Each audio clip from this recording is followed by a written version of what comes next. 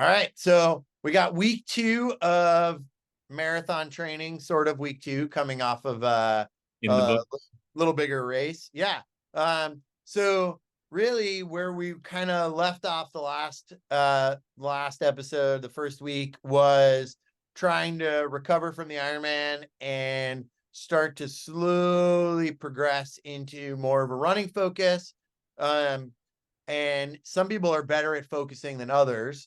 And so John has lost focus and is doing the SOS race. That's this weekend, right? Yeah, this Sunday coming up. Right. Okay. So are you sleeping in a tent outside? Is it like where are you living now? Vanessa was okay with it. Uh-huh. It took a little convincing, but her question was, "Are you going to survive it?" And I was like, "Well, listen. Last year, I didn't do anything for 6 weeks. This year, I figured I needed to take a week or two off anyway, and then there's only 1 week until the race, so I'm going to be in a better position." So Okay. did get a little sidetracked. And it's been a tough week too. Actually, it was hot out the last few days.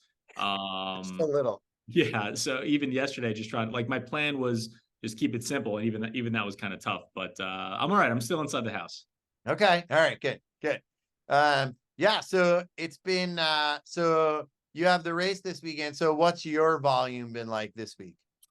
So I did a long swim. I mean, I could still tell my legs are a little heavy, from the Ironman.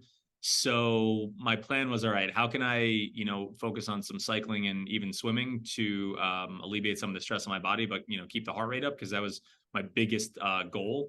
So on Sunday, I went over to New Paltz. I did long outdoor swim in their nice big outdoor pool.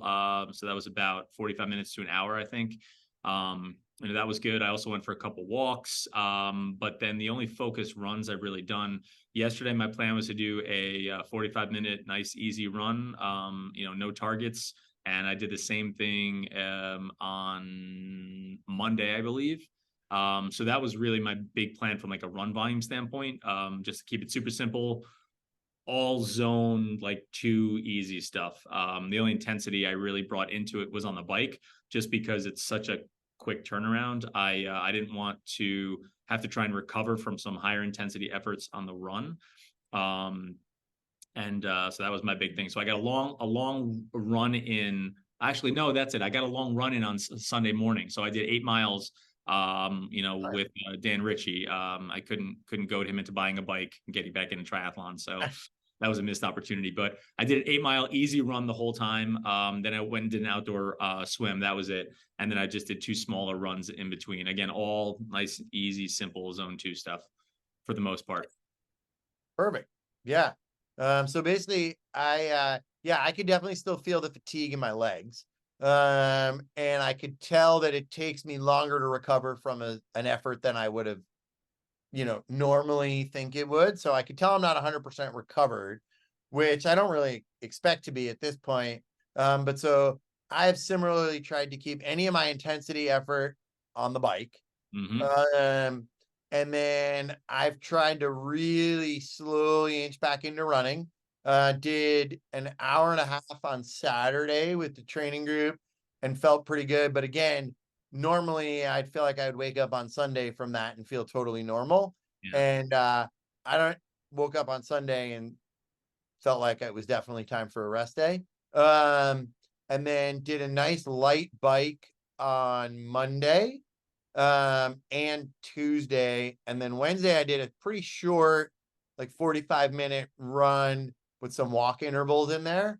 And Mm-hmm. then I tried to get a little more time on my feet by doing a long walk in the afternoon, which was not a great idea because it was like 100 something degrees outside. Yeah, it was brutal. The Uh, humidity also has just been, ugh. it's just so bad. And then I did another bike this morning, and I'll probably get on the bike again tomorrow morning, with the idea of trying to get another long run in Saturday. Probably not going to go too high up from the hour and a half time frame yet. Still sort of stick around there.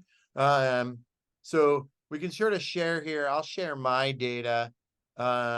This is so this is sort of a look at my training hub in the Coro system. So you can sort of see it does a pretty good job of listing the training status and sort of showing that I'm basically resuming getting back into training.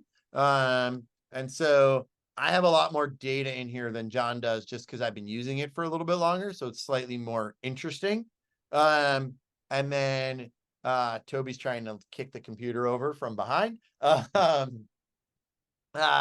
You can sort of see if I come into here, this will give a good idea of basically where my training has been.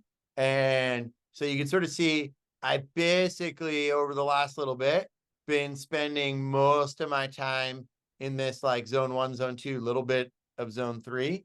And I'm pretty sure anything that's zone 4 or 5 is from the actual race left over there, which wasn't very long. But from an overall training load perspective, the idea is that you can see where we sort of had this big build up into the race and then kind of taper down right before the race and then rest. And so now sort of back on this build back up, really trying to stick to this nice, easy load. But I really like the way that this kind of presents the data and sort of lets me look through it. And you can sort of see basically this brown shaded area is essentially what the system kind of thinks my body can handle. And this is sort of where I was last week. And this is basically where I'm starting to build back into. And my goal is to really not even start to approach that for like another week or a little bit less. But yeah, I think, overall feel pretty good building back into it. I think it'll be interesting to see 2-3 weeks down the road where we're at. Because we do need to pretty quickly push that running volume up a little bit to get to where we need to be in order to be ready for the marathon. Yeah, I agree. That's going to be the tough thing. And probably looking forward to, I'm not going to be doing any more swimming, but I'm looking forward to actually, I think keeping some of the bike rides in there might actually help us, just from an overall volume standpoint, to get some more work on the legs without the, the stress from actually hitting the ground. But I'm looking forward to that too, which will be interesting just because it's my first marathon to train for, and it's also like I got to get used to the way I'm not supposed to ride the bike still leading up to the race, but looking forward to that. I just don't think my legs can handle it for after what we just did. So yeah, I think it's also like something to take into account as you're looking into these sort of things is what your normal day is like. And so both John and I are obviously on our feet all day, sort of standing up, walking around. We're not sitting. So there's not a lot of recovery that way. And I have a student for the next 10 months, so I can just have him do everything. You can have him do everything. You're good. Yeah. 10 months, man. What did 10 he do? 10 weeks. 10 weeks. I was like, geez, poor guy. But yeah, so, I find that sometimes it takes me longer to recover because I just realize how long I'm walking around and what I'm doing during the day. But yeah, I plan to definitely continue with the bike and keep getting some of that low intensity help with recovery. And also trying to squeeze in some walks here and there to get some time on my feet without the stress and the load of running. And, use that as just another sort of strategy to gain fitness. Yep. And for if you're watching this wondering, how we're going to weave in the strength training that we promote so much. I know for me, I'm probably going to stick with a lot of like moderate load isometrics for my legs. Not a lot of super, heavy stuff. Again, just until, because I can still feel like my knees are a little sore from the race that we just did. So, but I don't want to ignore the what's up, Phillips? He's trying. He tried to stay out of the camera the whole time, and he's really coming in now too. No, not going to happen. So yeah, I'm just going to keep it to some isometrics for the time being, and then definitely ramp in some leg work, but I'll keep it simple. Yeah, I've been pretty much sticking to a set strength routine going through the Ironman and coming into now. I've been really trying to get a good amount of try to get 50 kettlebell swings in a day with like a 45-pound bell. And just sort of do it at the end of every workout that I've been doing. And so I've sort of just stuck to that. Trying to keep it pretty simple.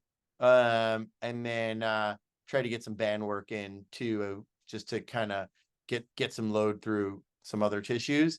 And really enjoying the one wheel. So if you haven't seen the one wheel yet, really good balance, core strength training.